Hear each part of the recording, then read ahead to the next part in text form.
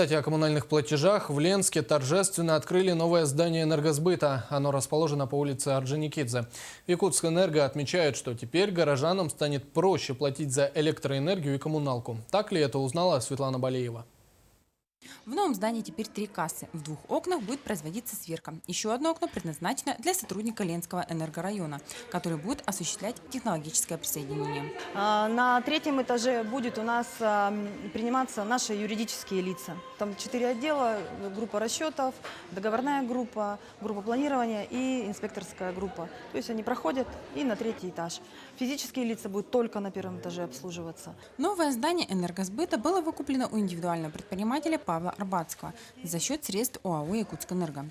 Основное преимущество нового здания перед предыдущими – это то, что оно находится в центре города. Транспорт доступно каждому. Красную ленту разрезали народный депутат Республики Саха-Якутия, генеральный директор ОАО «Якутскэнерго» Олег Тарасов и начальник Ленского участка энергосбыта Елена Матвеева. В церемонии открытия офиса также принимали участие заместители глав района и города, коллеги и будущие клиенты.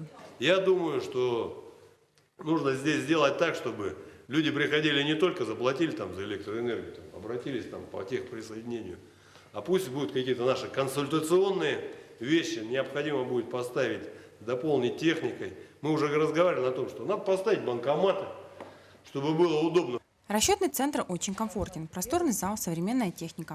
Доброжелательный коллектив, безусловно, будет способствовать тому, что оплачивать электроэнергию и другие коммунальные услуги, производить сверку начислений и оплат наши потребители смогут здесь быстро и удобно. Светлана Балеева, Денис Семенов, НВК Саха, Ленск.